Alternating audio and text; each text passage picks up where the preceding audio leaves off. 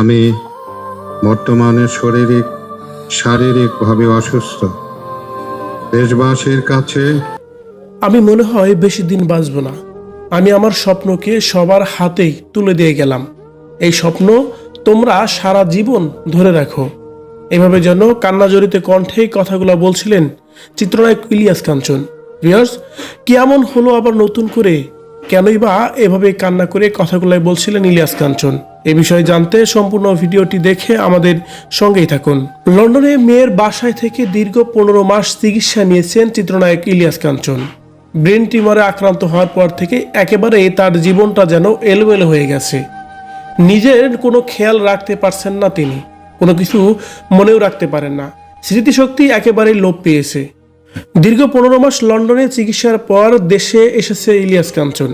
দেশে আসার পরই নাট্যশালায় এক প্রোগ্রামে উপস্থিত হয়ে সেখানেই কথাগুলো বলতেছিলেন।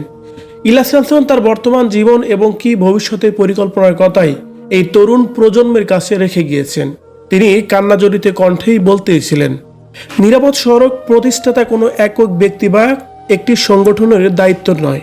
সরকার, প্রশাসন, পরিবহন মালিক, শ্রমিক, চালক এবং সাধারণ মানুষ সবাইকে একসঙ্গে দায়িত্ব নিতে হবে। মানুষের জীবন রক্ষায় এই লড়াই কেউ কারো প্রতিপক্ষ নয়, বরং সবাই একই লক্ষ্য অর্জনের সহযোদ্ধা।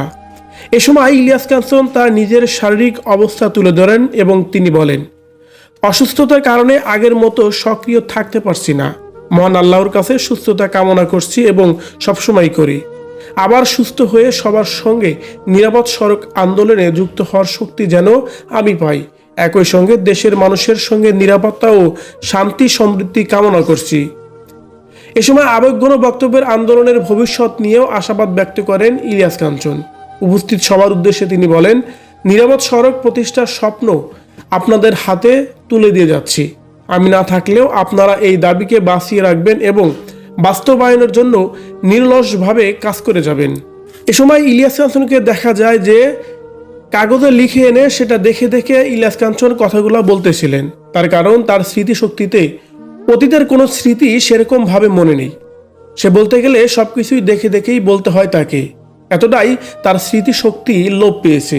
ভিউয়ার্স, ইলিয়াস কাঞ্চনের এই কথাগুলা এবং কি তাকে নিয়ে যদি আপনার কোনো মতামত থেকে থাকে কমেন্ট করে জানিয়ে দিন কমেন্ট বক্সে।